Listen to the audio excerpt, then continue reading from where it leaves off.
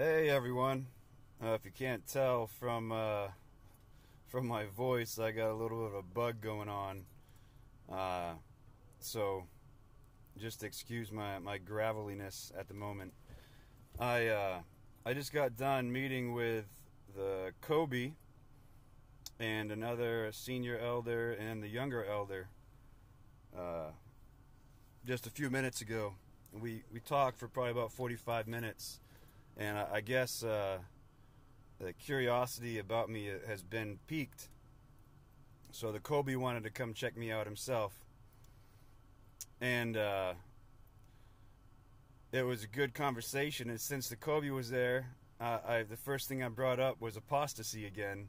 And I said, hey, I figured out the disconnect between myself and Jamil on the whole apostasy thing. I said, because I was using the word as it's used today, that it's simply to change your mind about a belief or a political opinion.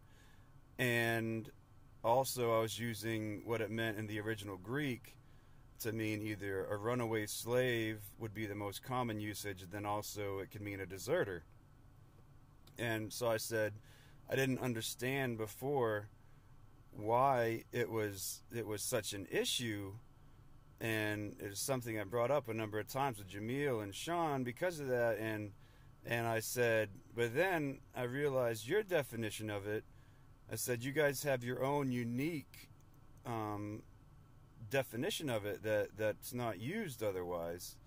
And I said, now I understand where the issue is with it, or what the problem was. So, and we talked about that for a few minutes, and so I got that out of the way and set their minds at ease with that, I think.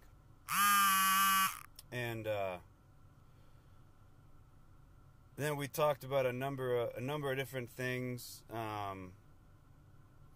Let me see. We also, I told them I had been looking in there, the What Does the Bible Teach book, and I said, yeah, I was looking through there the last couple nights, and I noticed that you tried to use a scriptural proof that coming to knowledge of God is how you end up having everlasting life.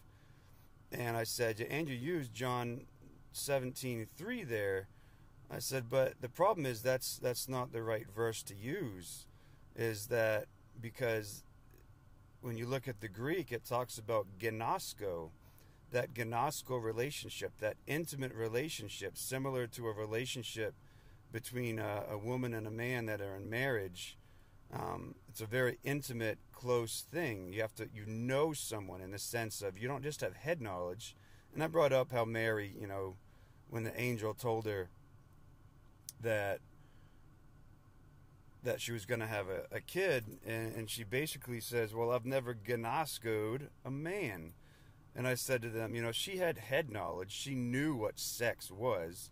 She had an understanding and a head knowledge of what it was, but she had never experienced that intimacy. And so they actually agreed with me that, yes, that would be a wrong scripture to use there. And we also discussed firstborn. I said also another issue I had was when they tried to use, like in Colossians, I think, and there's another one in John, maybe. Can't remember off the top of my head which ones they used. But there's plenty of examples of it in the Bible. When it says they tried to use the term firstborn, prototokos, as meaning that they tried to use that as an argument for Jesus being physically made first. And I said, but that's, again, you have to look at the etymology of words. You have to look at what the Koine Greek is, what words mean when they're being spoken. You have to look at what the social view of certain phrases was at the time, because that stuff changes. And I said the word prototokos does not at all indicate someone physically being first. It relates to a position. And I brought up the example of David being in position, the last one born of Jesse, but he was given the firstborn rights. And again, they ended up conceding the point after we talked about it for a few minutes, and we used some other Old Testament examples of this. And so that was some interesting conversation, and it was crazy to see them, including the COBE, conceding points on these things. And in the course of the conversation, many things were brought up. He even brought up at one point that COBE brought up, well, there's some people that you have to look at what the Bible means in context. And I said, oh, we agree all day on that. And he brings up prosperity gospel. He doesn't even know it's called prosperity gospel, but he brings up that some people believe if you have enough faith that you're going to be wealthy. And I said, oh, yes, I'm familiar with the prosperity gospel, and it isn't biblical.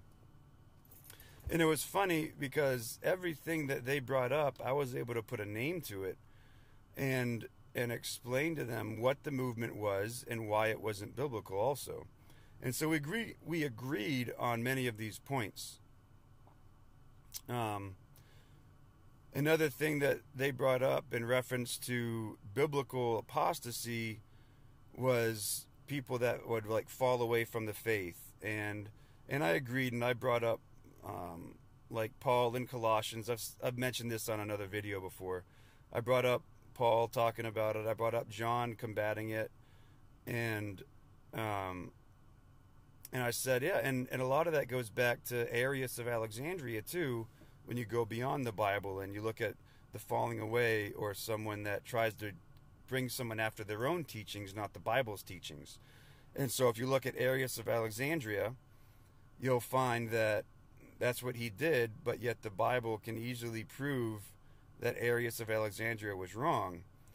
And of course, they don't know who Arius of Alexandria was. They don't understand either the Gnostic heresies.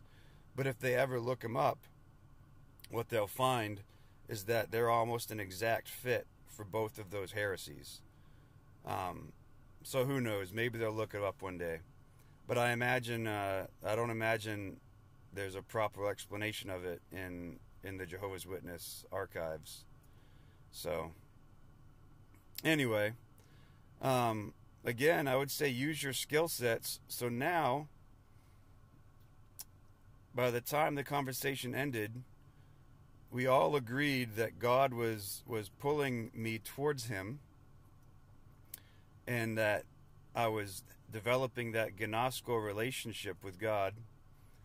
And they even said that they appreciated talking to me because I was able to bring clarification to some scriptures that they didn't know about, and I was able to share information that helped the Bible fit together for them. And the COBE now, the coordinator of the body of elders, seems at ease with me, and he said he's looking forward to talking with me some more. So again, use your skill sets, and it's pretty impressive what you can do with that. And there's also someone that made a comment on one of my videos about an OODA loop, OODA, and that's pretty nail on the head for a lot of what I'm doing. And so, interested in seeing what an OODA loop is, it's a very easy thing to Google. And it's amazing to watch. There's so many times where I've got these two 70-plus-year-old elders and the younger ones sitting there, and the two older ones, their eyes got big so many times when I'm talking to them, because I'm explaining stuff to them that they didn't have any idea about. So, anyway, I hope you all have a good day, and I'll talk to you soon.